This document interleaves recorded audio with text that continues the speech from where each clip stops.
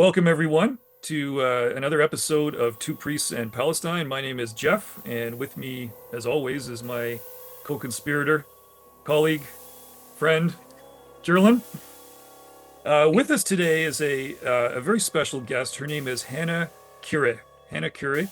She is an indigenous Palestinian consultant, trainer, researcher, and peace building activist, born in Bethlehem and currently based in Jerusalem.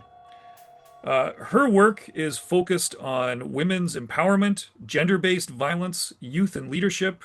She does research, monitoring, and evaluation, and she's very involved in community building and just community engagement in general. She has represented the WIAM Conflict Transformation Center, located in Bethlehem, as a volunteer, consultant, and a trainer, and she's been involved in work that promotes dialogue, reconciliation, and women's participation in peace building. She's a Palestinian Christian, and she speaks internationally about the experiences of Palestinian communities, particularly the challenges facing Palestinian Christian women. And through all of this work, Hannah seeks to build bridges between communities, amplify voices that are often overlooked, and contribute to a future based on dignity, equality, and peace. So we are looking forward to the conversation that we are about to have with Hannah Kirreh. So Jerlin, it's over 6 months since we were over in the West Bank. Yeah, it's hard to believe. Amazing, huh? Over 6 months. We spent the better part of an afternoon in Bethlehem at the WIAM Conflict Transformation Center. We met with the founder, Zugbi al-Zugbi, and his son, Rafiq, and others there. What was your impression of WIAM when we were there? It was really different than the other organizations that we kind of met with on our trip because WIAM was very grassroots. They were dealing with people like on the streets who were walking into their institution to try to like resolve conflicts. This idea of community building wasn't at like a scale that we kind of often see in the news to like Red Cross or even Sabeel, but this was grassroots reconciliation to continue to foster good community so that the same community can be part of the resistance. I thought that was that really moved me that like resistance is on all levels and resistance is in and through building community. How about you? What stood out for you, Jeff? Yeah, when we arrived, there was this gate, and then it's a very small, rather small facility. Yeah. Um, and I thought, what is this place? I didn't really know anything about WIAM until we arrived. That was my first introduction to it. And then once we were inside, and we met Zugbi, and just hearing him speak and being in conversation with him, I mean, he's very powerful, a very powerful figure, full of insight and wisdom. And I could have sat and listened to him and talked to him the whole day, really. And then, so that kind of struck me. And then later on, we were taken out to the back to that Oh, balcony that overlooks the kind of the backyard area of the facility. Right next to that is the wall.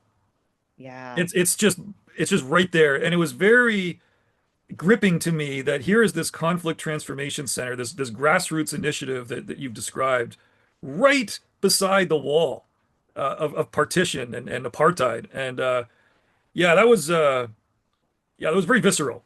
Uh, Absolutely.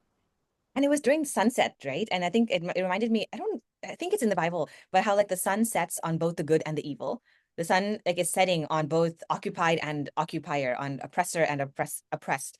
I thought that was just like such a stark image. Absolutely.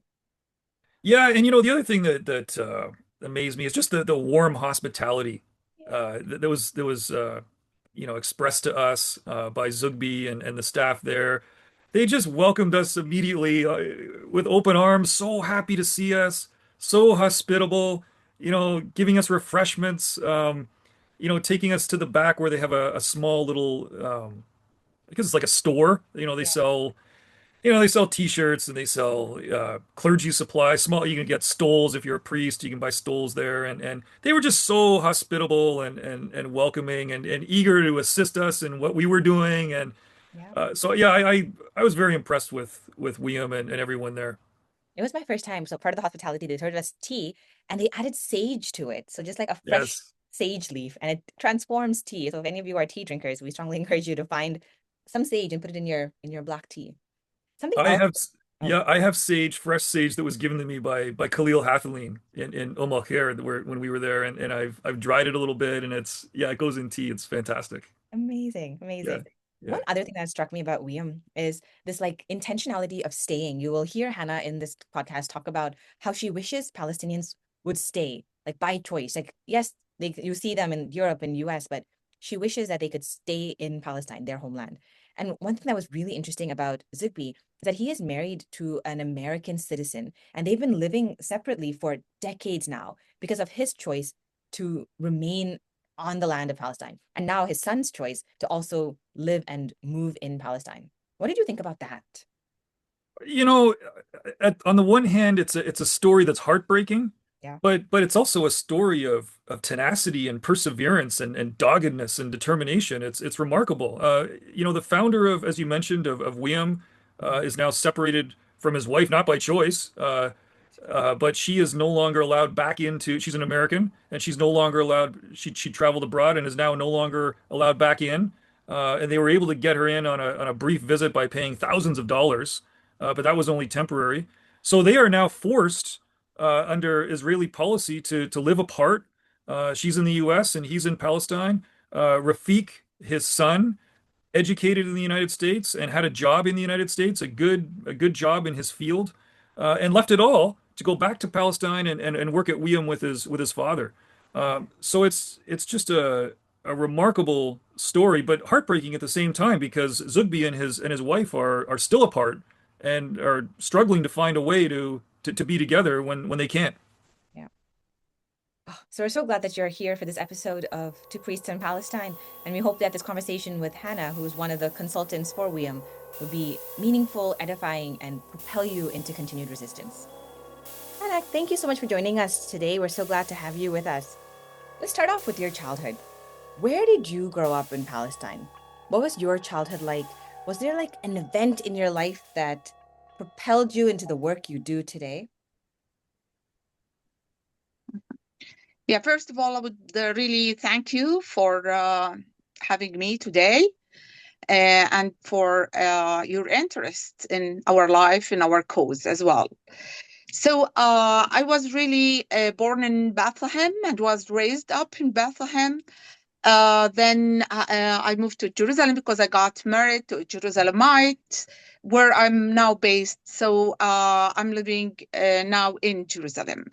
When I grew up in Bethlehem, my childhood was shaped by both a strong sense of family and community connections, and where I was taught. And my mother always tell us that family, community, land, they are very important for us. So we have always to take care of everyone around us, the land.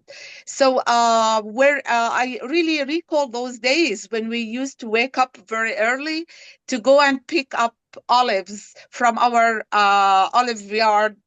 And that was very, very, really interesting situation, circumstances or time to get together with the family and do this activity together.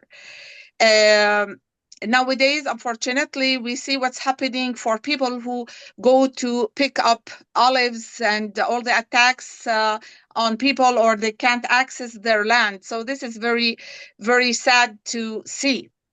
I have seen around me while I was very, very young, uh, many soldiers who are present here and there in the city of Bethlehem. I have witnessed curfews, strikes, and martyrs who just lose their life defending their land, and house demolishing. And I was like, okay, what's going on? Why all this happen? I know that there is something wrong.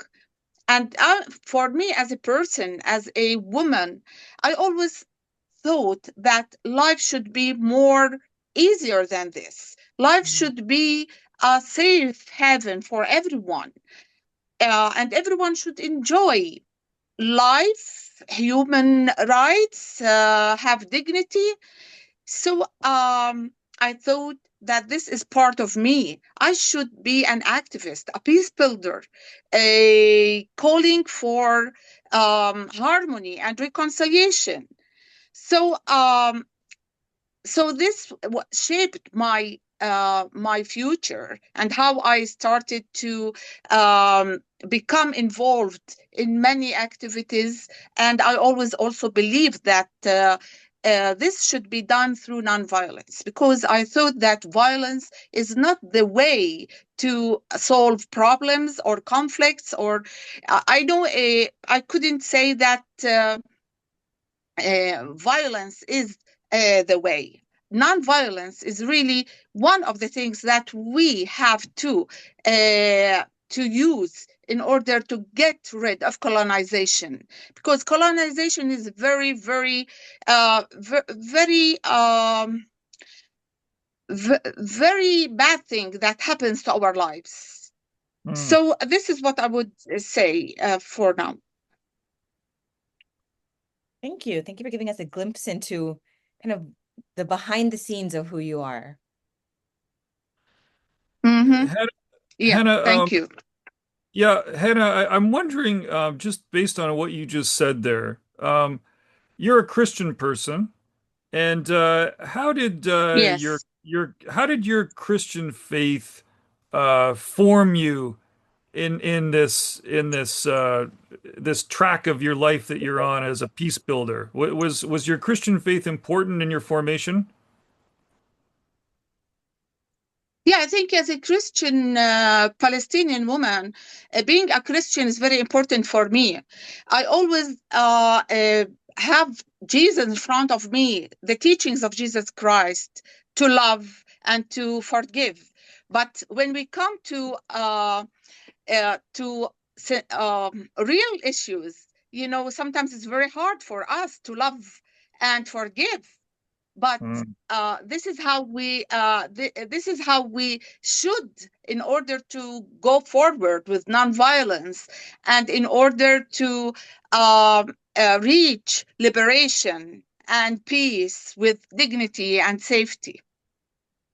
Yeah, yeah, I appreciate that. Yes, and yeah, and from my family, from my mother,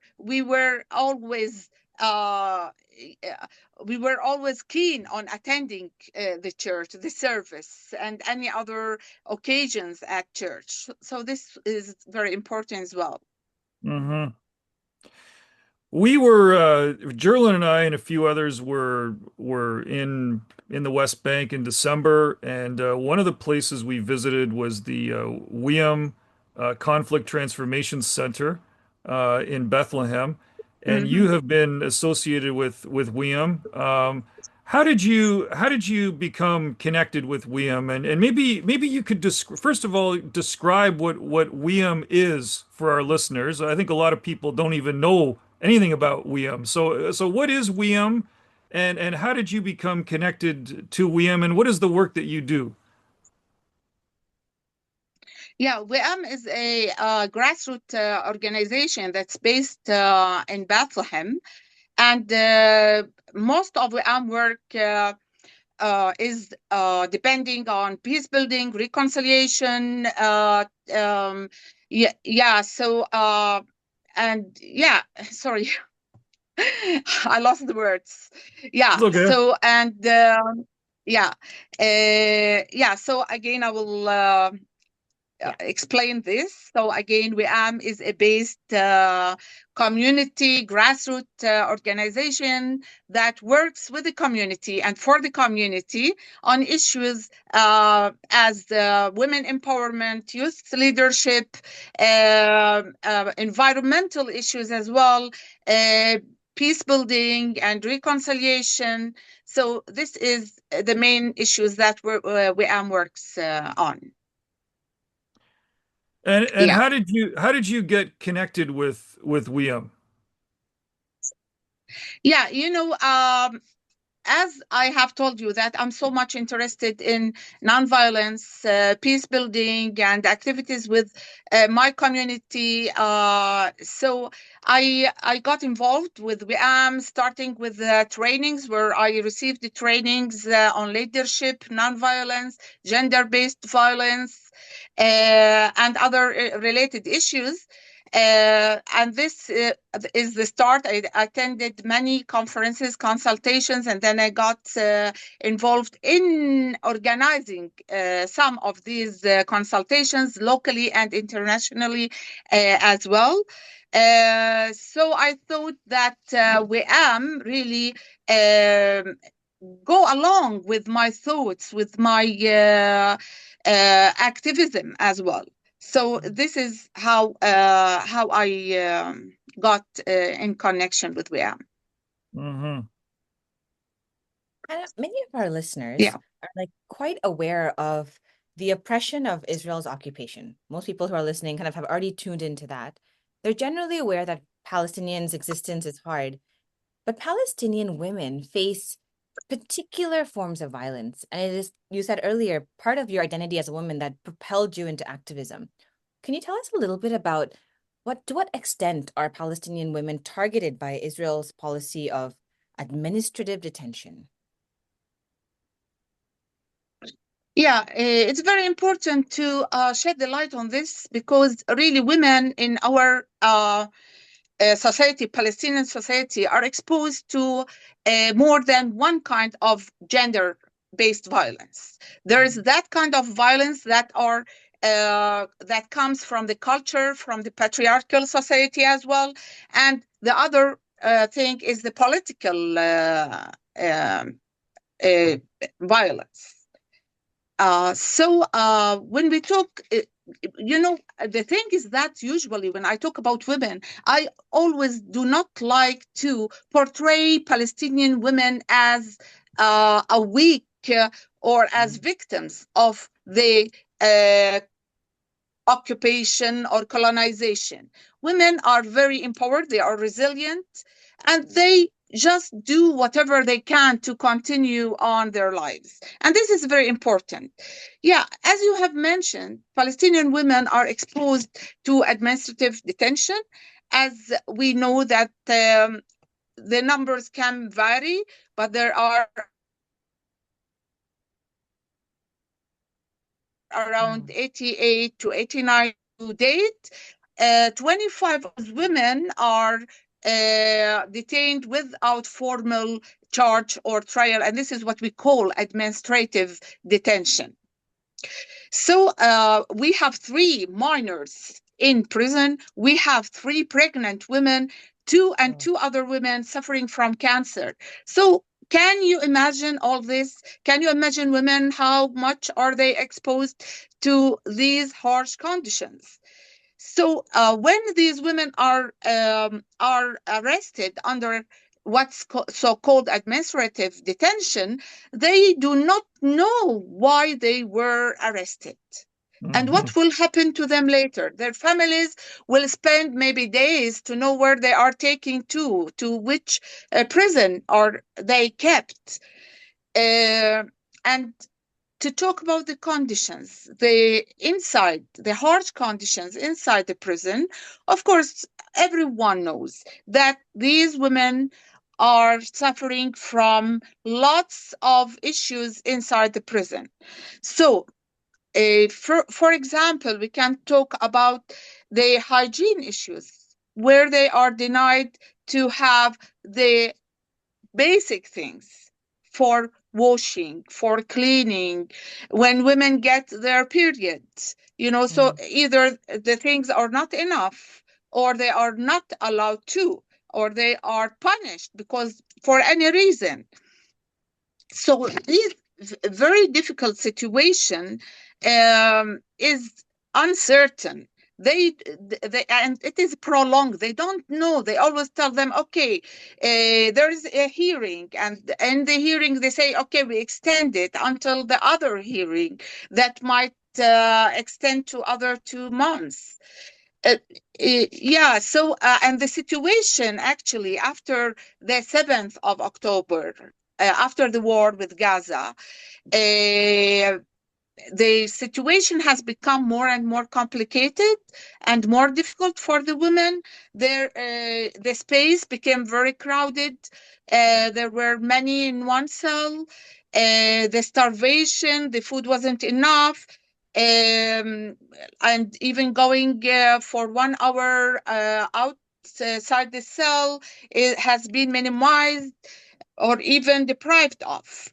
And all this really lead to the deprivation of those women from normal life, from a safe life, from their families, from their children, from their work, from their education. So all these are really a very, very harsh situation. And Amnesty and B'Tselem, human rights organization, have documented all these treatments and towards these women in the Israeli jail. I would like also to add that unfortunately, the UN 1325 is not applying to these women, where this resolution says that women who are in conflict should be protected by the occupier. But unfortunately, this is not the case. Yeah, so that's it.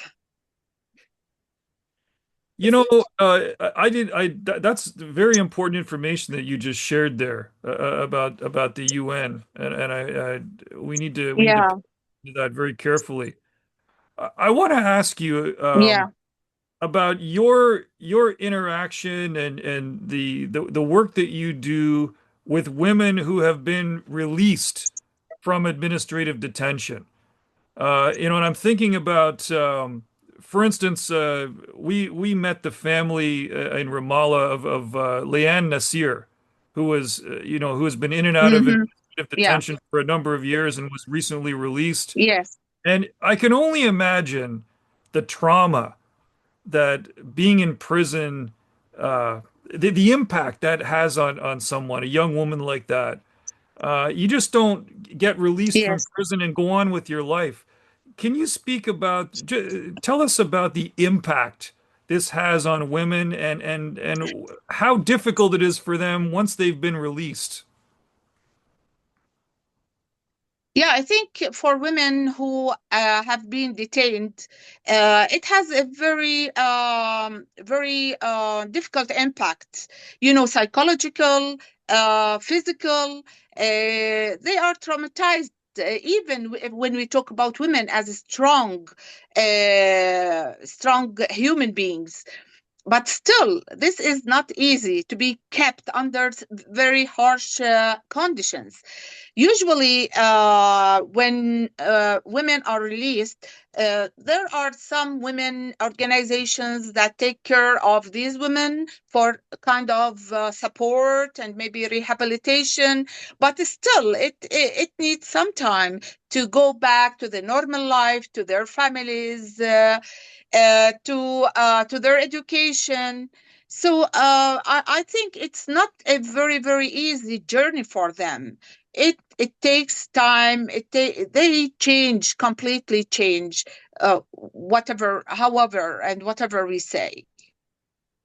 Yeah, and a young woman like Leanne Nasir, who was imprisoned under the so-called administrative detention policy, she was released, but she has been in and out of administrative detention. So just Yes, because, you're released and you feel a sense of, I don't even want to call it freedom, but you feel a sense of, okay, now I'm out of prison. There's always the fear that now you're going to be arrested again and put back in prison. anytime. Yeah, Yeah. that's right. And this is the something about administrative detention, that you never know. It's not like, okay, that's it for you. But yeah, as you said, Layan Nasser, she was like going in for some time, then going out, and yeah, So that's why, from my own point of view, I think that women do not deserve this. They should be, moving safely. They should have their dignity preserved, and they should, have all these measures of security for them that a normal human being should have. Absolutely. Yeah. You've talked a little bit about the conditions for Palestinian women who are in detention. And like we've recently seen some news around sexual violence of Palestinian prisoners, but that conversation has been exclusively about men, at least what we're seeing here in the West. Can you tell us a little bit about how serious the threat of sexual violence is for women in detention? Yeah, there some of the detained women, when they come out, they just mention this, and they say that they have been exposed to sexual harassment and sexual violence, even if it occurs like when they have the strip search, for the body. And this is humiliating. This is against human rights. They shouldn't be exposed to this, or they would be exposed to soldiers who are, or I don't know what we call them, the guards who are in the prison. They can act with a very unusual gestures toward those women, and so there has been some allegations about sexual harassment inside the prisons, and some even Israeli human rights organizations have documented, and they have some reports about this. Yeah, so this is what I can tell you about from my knowledge. Yeah. Checkpoints are an Mhm. everyday reality for Palestinians as they attempt to move about. Um, how are checkpoints a threat to the safety of women? Are women at risk at the checkpoint? Checkpoints can affect women's safety in different ways, and it can be of their daily or everyday reality when they move from one place to another, from one city to another city, from one village to another village. Sometimes they can be exposed to questionings, or they can be stopped for some time to wait and stay under either the sun if it's summer or it's a warm day, or under rain. So all these things are very harsh for these women when they move from one place to another. Checkpoints have been, increased, especially when we talk about the 7th of October. There are more now road gates here and there. So movement has been really an issue. And all these things, they caused delays for women traveling from one place to place, or seeking medical appointments, or going to work, or going to universities or schools. So women must feel uncomfortable, and they are exposed when subjected to questioning and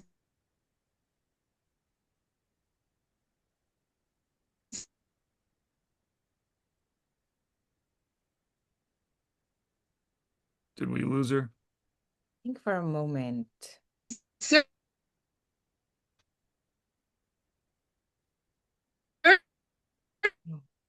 Hannah, we can't hear you. I don't know if you can hear us. We lost you for a moment there. Can you hear us?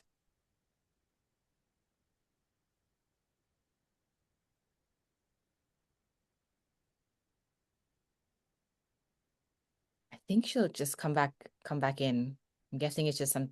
But yeah, oh yeah, now you're back. Oh, okay. Yeah, We can hear you too now. yeah. This is the world Okay, of I the don't know internet. what Yeah, happened actually. that's Yeah, okay. Yeah, yes. So that's okay. yeah, I Yeah, don't we know to one. Yeah.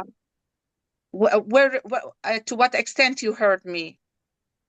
We I cut out think we heard some of it at the beginning, but I think it's okay. We can continue on. Now, I wanna ask you, Hannah, as a just as a follow-up with checkpoint the checkpoints. You live Mm-hmm. in East Jerusalem. You're a resident. You have a permit to live there, which allows you to move about a little Yes. bit. Um, how Mm-hmm. how how is your movement? Uh, what is your movement like throughout Palestine? Where can you go? Where are you restricted from going? As an Israeli identity card holder, I don't have any restrictions on movement, so I can go to any West Bank areas I want if that area is not under military closure or siege or whatever. And also, I can move in Jerusalem as well, and to go to different parts of Israel. But all depends on the situation. Always, before we go to anywhere, we have always to check the security alerts. So Mhm. we know that it is really safe to move today or not, or we have to, or I have to not go that day. So this is how it happens. And, things just happen like this. It's not, arranged that it will happen or something will take place that moment. We don't know. There are lots of surprises in our life, but it's not that easy also. So it's not easy to move because sometimes we care about our safety as well. Of Yeah. course. Hannah, Yeah. can you tell us the difference between having an Israeli ID card versus being an Israeli citizen versus just being a Palestinian with a Palestinian ID? Yeah, for Palestinians with a Palestinian ID, they only have to live in the West Bank. And if they want to go to Jerusalem, they need a special permit to be allowed to. Mhm. In the past, that was much more, uh, I don't want to say easy, but it was possible. But nowadays, and again after the 7th of October, the issue of permits has become more and more difficult. And even during uh, celebrations, religious ceremonies, or something like this, people are not really getting permits to attend religious events. If we talk about, for example, during Easter, on Palm Sunday and Holy Fire and the Holy Week, before people can get this permit and attend those religious events. But nowadays, yeah, I can say maybe one in the whole family can get that permit. So this is one thing. Um, and Jerusalem is very important for everyone, for its location, for its religious status. For, all this make of Jerusalem an important city. Now, for me, as a holder of the Jerusalem identity, an Israeli identity card, it means that I can live and reside in Jerusalem, but I'm not a citizen of the city. So I can't vote for the Knesset. I'm not allowed to participate in this. Yeah. So while the other Palestinians who live in the 1948 um, borders, they have a passport where they are not a temporary, they have this passport and they can vote for the Knesset and all this. So these are the differences. Yeah. Thank you. That'd be really helpful for those who are listening and for us. Yeah. I I Okay, have thank a you. I have a this is a fairly big question, and you know, we could probably take a lot of time to discuss this, but I'm wondering about just the Yeah. general conditions of healthcare throughout the West Bank. And what about Mm-hmm. specifically, you know, women's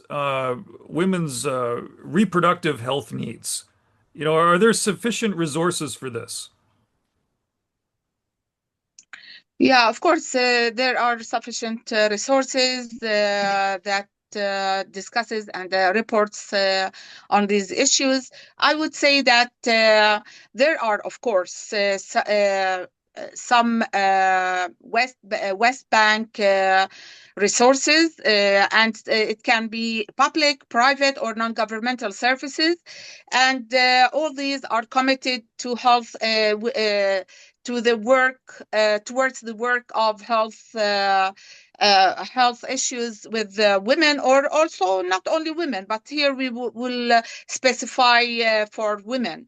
So these professionals, health professionals who work under difficult circumstances, they are considered that all the society, the community depend on them, and depend on their ability to do that work, and to help those women who seek such medical help.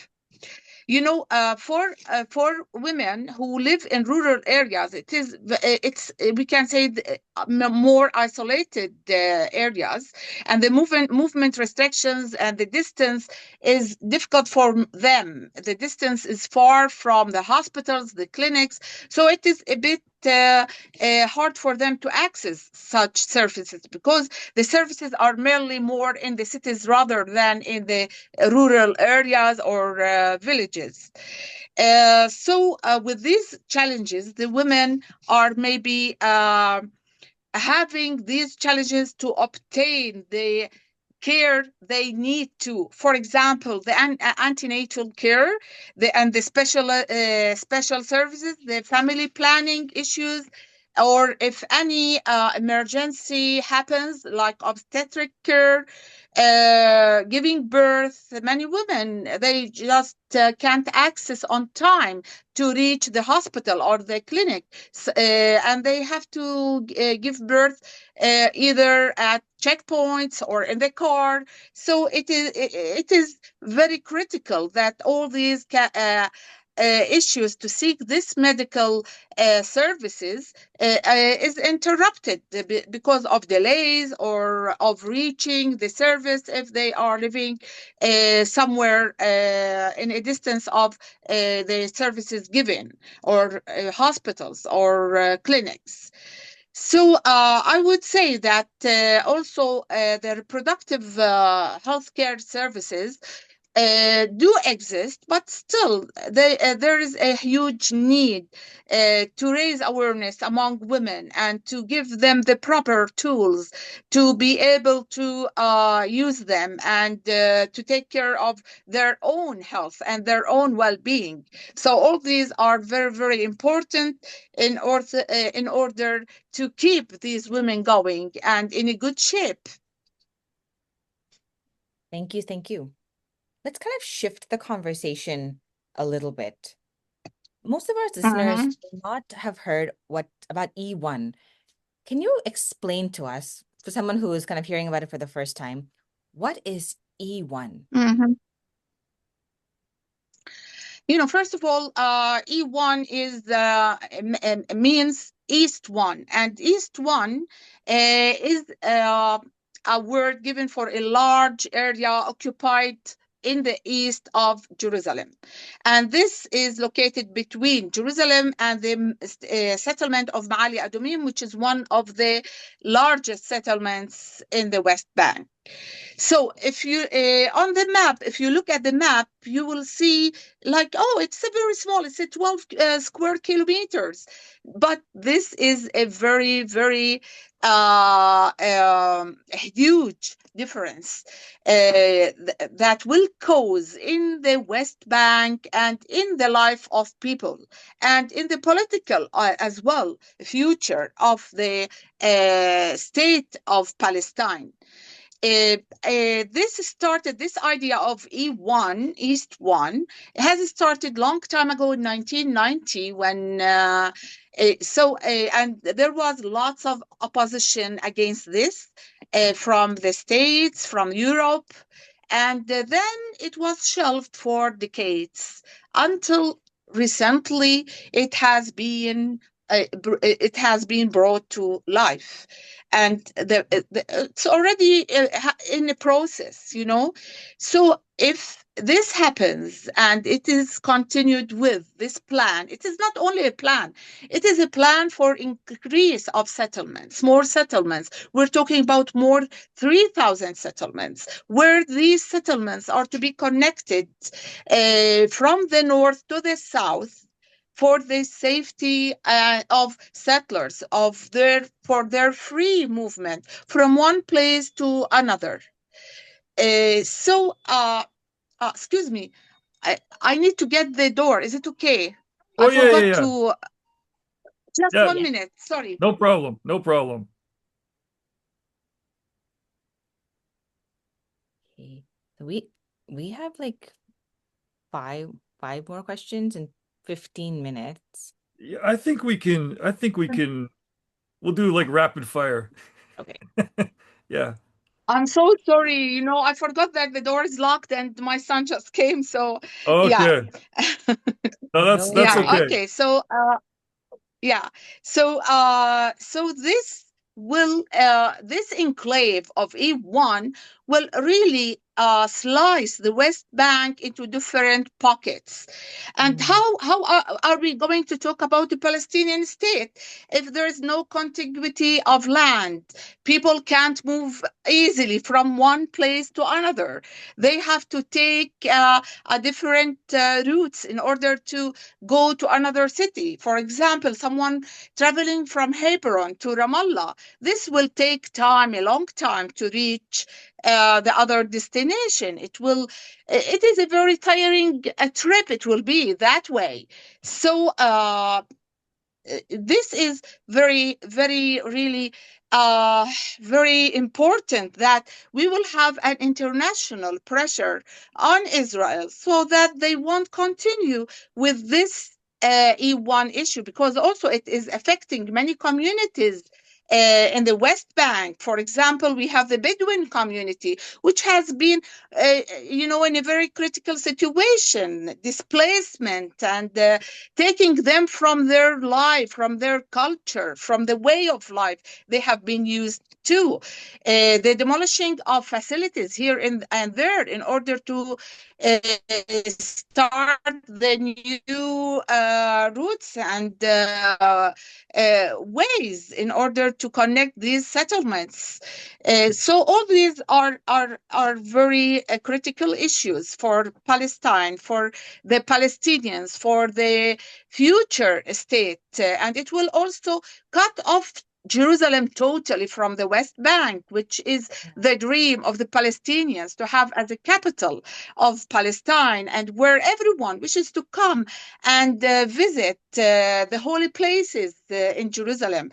For Christians, the Holy Sepulchre, where Jesus lived and crucified and went to heaven. So for the Muslims as well, to go to Al-Aqsa.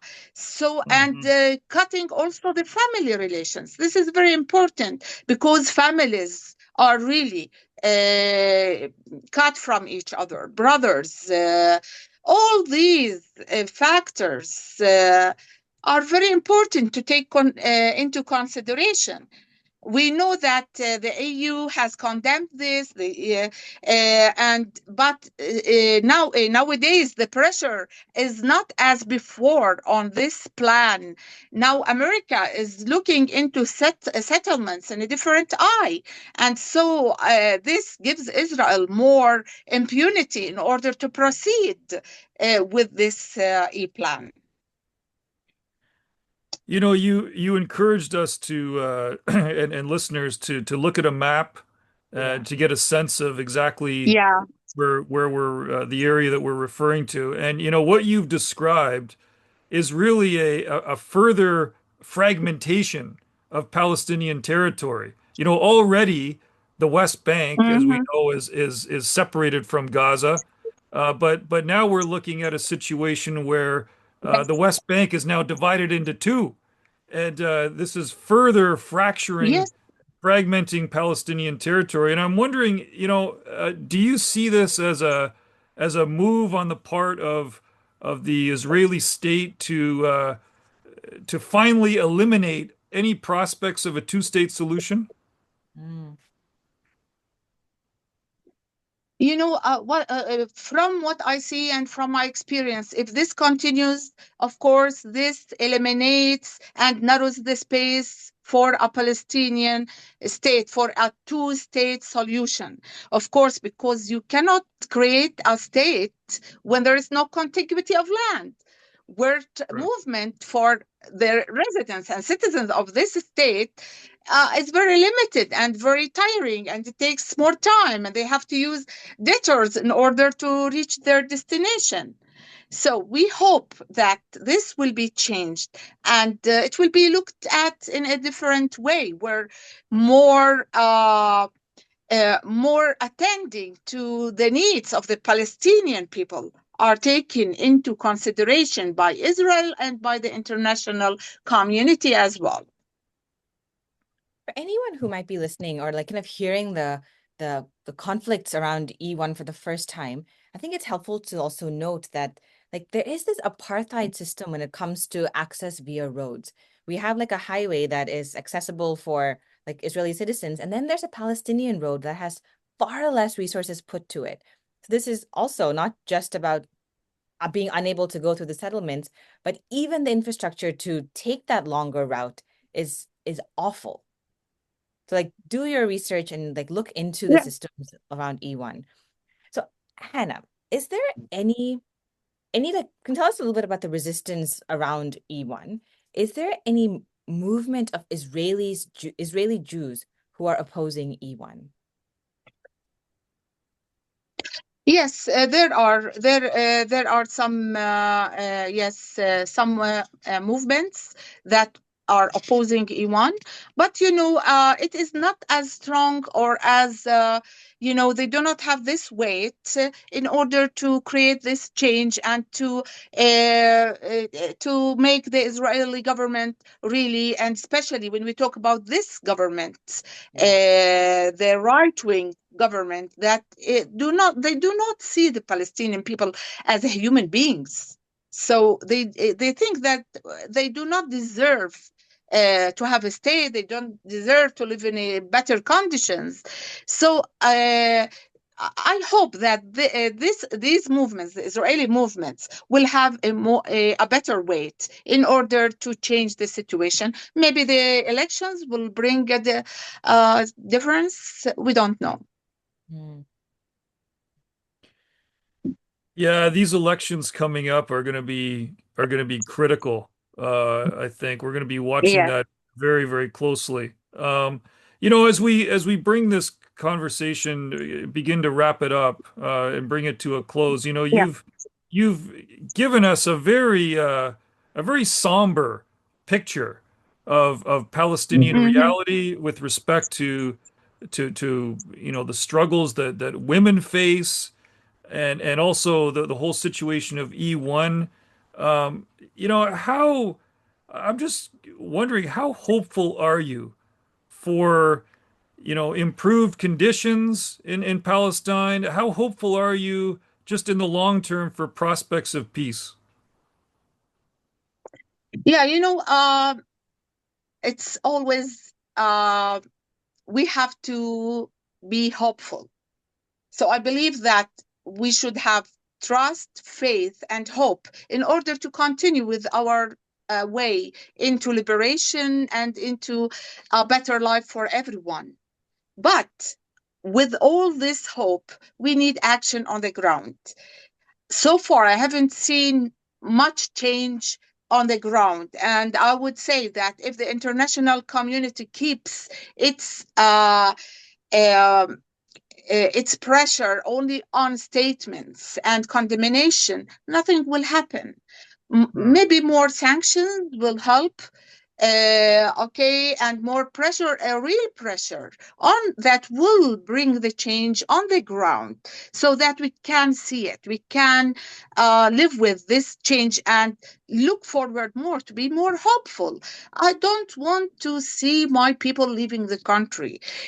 My people has been doing great, lots of resilience, and bearing all this. But people come to a point where they want just to leave. They want a better future for their children, for their families. But I don't want to see this. I want to see them here, just in their homeland where they belong, not in UK or in Europe or in USA. Just this is their home. So this is what we need. We need action in order to live in dignity, security, equality, and justice. This is the peace we are looking for, because peace can happen, but how? If it's not a just peace, it's not a peace. So this is what my hopes are. I was talking to a Palestinian neighbor of mine, and he was just the Mm-hmm. other day, and he was telling me, I would love to go home. I would love to go back to Palestine, but they won't let me in. Yeah, The Israeli the occupying forces will not let me in back to my home. So I'm here. yeah, yeah. Yeah, and this is very important that the West will learn about this, know our stories, but know about us as people. It's not only being under occupation and colonization for so long, but we are a people who are looking forward to life, to dignity, to a safe haven. This is what we are. We seek peace. We want peace. This is it. But we need this change to happen in order to keep that hope alive in our life. Hannah, so much of what you said has been a message to the West and a message to our listeners. But is there anything that Mhm. you haven't said yet, or that you want to re-emphasize in particular to tell our listeners here in the West,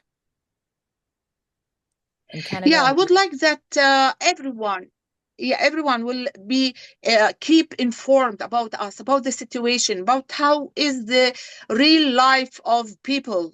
I'm not talking about politicians, but how do everyday life do people live every day their everyday life? This is very important, and to listen to them, come support us. It is great when we have. Groups coming and delegates come and see, and they know the reality of the Palestinian people. We are peace seekers, and this is very important that they know this. We are normal human beings. Anyone who would like and love to live in dignity, in a peaceful situation, not to worry about our children going to play outside doors, not to worry about any one of my families who are going to cross the checkpoint, and they might be exposed to anything that might happen. So this is what we want. We want everyone to listen to our story and learn more about us. That's what we're hoping our podcast can at least try to do in a small way, is to allow people here in the West to listen to voices like yours and others who are shedding light on the reality so that people can be better informed. absolutely. Hannah, Yeah, thank you. Yes. thank you so much for being with us this day, for giving us your time, and for allowing us to see a glimpse into your world and to the world of Palestine. Thank you, Hannah. Thank you. Thanks a lot for your time as well. And looking forward to seeing you in Jerusalem, Bethlehem. Yeah. Yeah, inshallah, we will be back. Thank you for joining us for this episode of Two Priests in Palestine. We're very glad for your listenership, for your viewership, and you can find us on Instagram, Two Priests and Palestine. That's all spelled out in full words. You can find Gerlyn Henry on Instagram. Definitely got to follow her. Gerlyn, Gerlyn Henry. And I'm at Jeff Nowers, JEFFNOWERS. And we look forward to being with you for our next episode, which is also dropping during this episode. So we're dropping 3 episodes in one. So binge the next one.